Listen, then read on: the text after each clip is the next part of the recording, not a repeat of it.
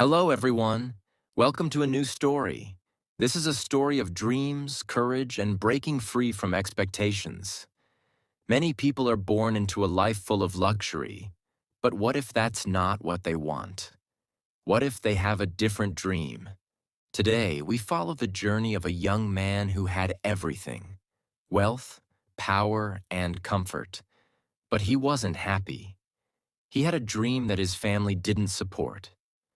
So he made a bold choice to leave everything behind and chase his own destiny. Stay with us till the end because this story will inspire you to never give up on your dreams. You will also learn how to become fluent in English, just like the main character did. Hello, my name is Leo Garcia. I am 25 years old, and I am from Madrid, Spain. If you look at my life from the outside, you would think I am the luckiest person in the world. My father is one of the richest businessmen in Spain. My family owns luxury hotels, expensive restaurants, and high-end fashion stores. I live in a huge mansion with servants who bring me everything before I even ask. I drive a brand new Ferrari, wear custom-made Italian suits, and own watches that cost more than a normal person's salary for a year. But you know what? I hate this life. Since I was a child, my parents had already planned my future. They sent me to the best business school and told me, "Leo, you will take over the family business. You don't need to worry about anything. You are born rich and you will die rich." But I never wanted this life. I didn't care about money, expensive shoes, or luxury parties. I had a different dream. I wanted to be a lawyer. Not just any lawyer, but a lawyer who fights for justice and truth. In college, my friends always told me, "You are so lucky, Leo. You have everything." But inside, I felt empty. What is the point of having everything if you don't have happiness? One night, I gathered the courage to tell my parents the truth. We were sitting in the grand dining hall, eating dinner under a chandelier that cost millions of dollars. I put down my fork, looked at my father, and said, "Father, I don't want to run the business. I want to be a lawyer." There was silence. My mother dropped her spoon. My father stared at me as if I had betrayed him. "A lawyer?" he said, laughing. "Leo, why would you work so hard for a job that pays less than what we make in a day?" I tried to explain. "Because it's my dream. I want to fight for justice. I want to do something meaningful with my life." But he slammed his hand on the table. "No, Leo, you will not waste your life. You will run our business, and that's final." My mother tried to calm him down, but he didn't listen. My father believed that money was everything. That night, I lay in bed, staring at the ceiling, thinking, will I spend my entire life living someone else's dream? The next day, feeling lost, I walked alone through the streets of Madrid. My feet led me to a small cafe where I sat with my coffee, deep in thought. An old man was sitting at the next table watching me. He had kind eyes and a wise face. "You look troubled, young man," he said. I sighed. "I have everything, but I have nothing. My parents want me to take over the business, but I want to be a lawyer." The old man nodded and said something that changed my life forever. In life, you cannot wait for someone to save you, not even your own parents. They will always tell you what they believe is best, but they cannot live your dream for you. If you wait for permission, you will wait forever. His words hit me like a lightning bolt. At that moment, I knew what I had to do. I went home, sat at my desk, and wrote a letter to my parents. "I love you, but I cannot live a life that is not mine. I must chase my dream, even if it means leaving everything behind." I left the letter on my father's desk. Then I packed a small suitcase. I had $50,000 in cash from my savings. It was nothing compared to what I was used to, but it was everything I needed to start fresh. I booked a flight to Sydney, Australia. Why Australia? Because to become a lawyer there, you must speak perfect English. And I knew that if I wanted to survive, I had to become the best version of myself. At the airport, as I handed my passport to the officer, I felt a strange mix of fear and excitement. This was it. For the first time in my life, I was making a decision for myself.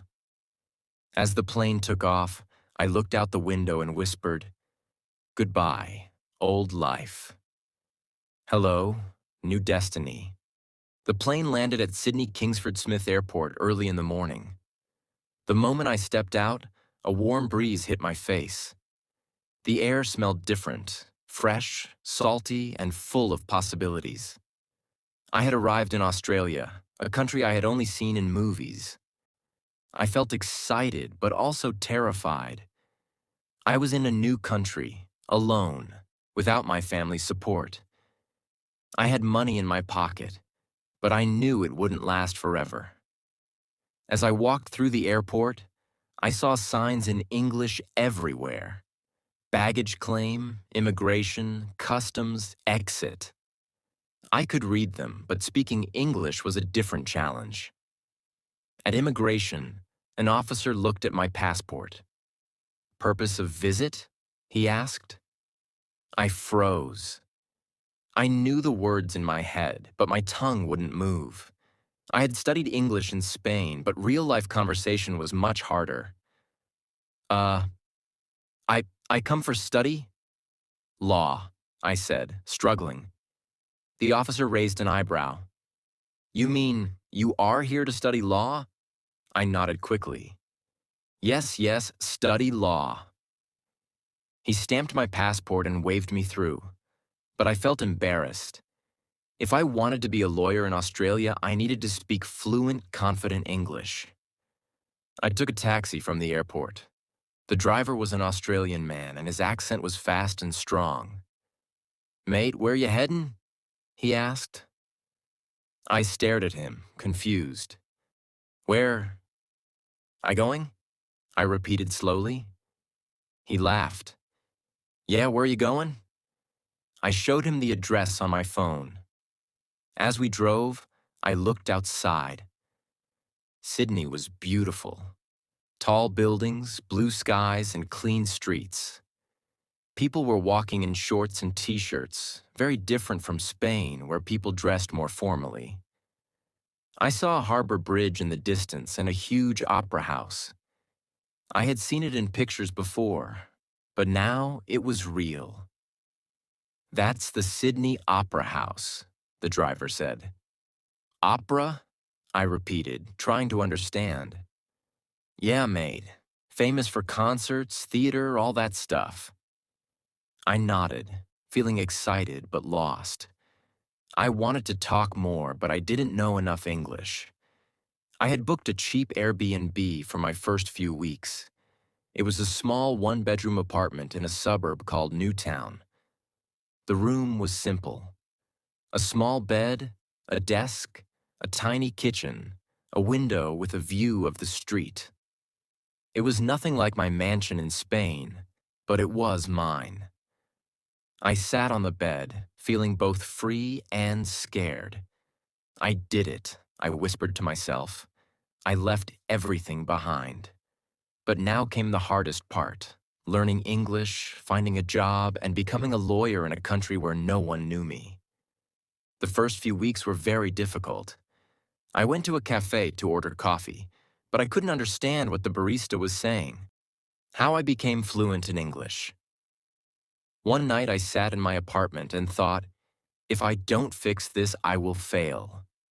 So I made a strict plan to master English, listening to Australian English every day. I started listening to Australian news, podcasts, and movies. Every morning I played ABC News on my phone. At first, I understood only 30%, but after 2 months, I understood almost everything. Speaking with Australians every day, I forced myself to talk to strangers. I started conversations in supermarkets, coffee shops, and parks. I joined an English conversation club where people from different countries practiced English. I made a rule: no speaking Spanish, only English. At first, I made a lot of mistakes, but Australians were kind and patient. Reading and writing every day. I read newspapers, law books, and novels. I wrote in a journal every night about my day. Slowly, my grammar improved, and I started to think in English instead of Spanish. Shadowing exercise.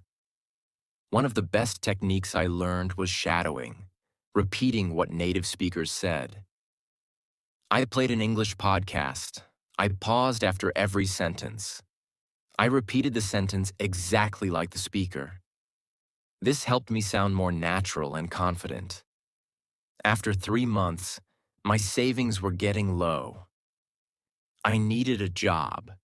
I walked into a restaurant and asked the manager, "Do you need workers?" He looked at me and said, "Can you carry plates?" "Yes, okay. Trial shift tomorrow." I got my first job as a waiter. At first, it was hard. I had to understand food orders, speak to customers, and work fast.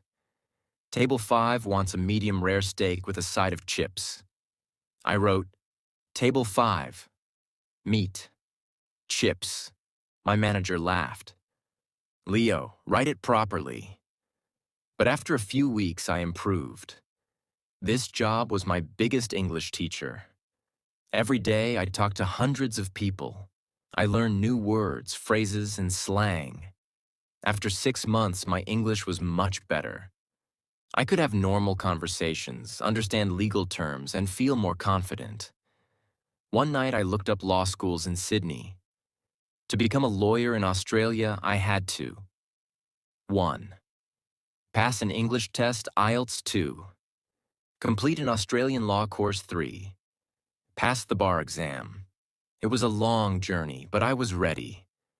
I applied to Sydney Law School and got accepted. Standing in front of the university, I whispered, "This is my dream, and I will make it real." The day I got accepted into Sydney Law School, I felt like I was on top of the world. I had done it. But the real challenge had just begun. I walked into the huge university building. Students were everywhere, talking, reading books, and typing on laptops. Everyone looked smart, confident, and focused.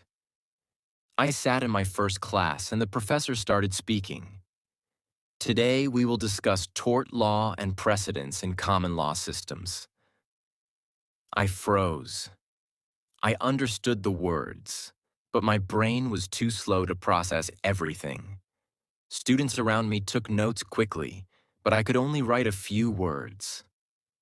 I felt stupid. How will I ever survive this? I thought. The first few weeks were very tough. The legal terms were difficult. Professors spoke fast. Other students had better English than me. One night, after a long class, I sat alone in the library. I put my head on the table and almost cried. Maybe I made a mistake, I thought. Maybe I should go back to Spain. But then I remembered something. I had already overcome so many obstacles. I had left my rich, comfortable life in Spain. I had worked as a waiter. I had improved my English. I didn't come this far to give up, I told myself. I knew I had to work 10 times harder than other students. So I created a new plan to improve, studying 10 hours a day. I woke up at 5 a.m. and started studying. I read law books slowly and carefully. I wrote down every new word and its meaning. I watched YouTube videos explaining legal topics in simple English. Speaking English like a native, I still had a Spanish accent and some people didn't understand me well. So I practiced shadowing for 2 hours every day. I listened to law lectures and repeated every sentence. I spoke in front of a mirror to improve my pronunciation. I recorded my voice and listened to it to find mistakes. After 3 months, my English was much better. 3. Learning from the best. I found the top students in my class and became friends with them. I asked them how they studied. I joined study groups. I practiced debating with them. At first, I lost every debate, but after 6 months, I started winning. One day, my professor said, "Next month, you will all participate in a mock trial. You will argue a case in front of a real judge." I felt excited and scared. This was my first chance to prove myself. For weeks, I prepared day and night. I memorized my arguments. I practiced my speaking. Finally, the day came. I stood in the courtroom. My hands were shaking. The judge said, "Mr. Leo, you may begin your argument." I took a deep breath and started speaking. For 10 minutes, I presented my case. I spoke clearly, confidently, and powerfully. When I finished, the judge nodded. "Very well argued, Mr. Leo." I felt tears in my eyes. I had done it. I had gone from a boy who couldn't speak English to a law student who argued in front of a real judge. After 4 years of hard work, I passed my final exams. I walked across the stage and received my law degree. As I held my diploma, I thought about my journey. The rich boy who had everything but wasn't happy. The waiter who struggled with English. The student who worked harder than anyone else. Now I was a lawyer in Australia. I had proven to myself that no dream is impossible if you fight for it. If you have a dream, don't wait for someone to support you. Your parents might not understand your dreams. Your friends might think you are crazy. Society might tell you that you can't do it. But in the end, it's your life. If you work harder than everyone else, you can achieve anything. This is my story. What will yours be? If you have a dream, go after it. Don't wait for permission. Don't wait for the perfect time. Don't wait for someone to help you. Because the truth is, no one will fight for your dream except you. People will doubt you. Some will laugh at you. Even your own family may not believe in you. But your dream is your responsibility. I was just a rich boy from Spain. I had money, cars, and expensive clothes, but I wasn't happy. I left everything to follow my own path. I worked as a waiter, struggled with English, and fought through difficult times. And in the end, I made it. If I can do it, so can you. No dream is too big. No goal is impossible. All you need is courage, hard work, and the belief that you can change your life. So don't waste time waiting. Start now. Your dream is waiting for you. And when you finally achieve it, the world will look at you and say, "How did you do it?" And you will smile and say, "Because I never gave up."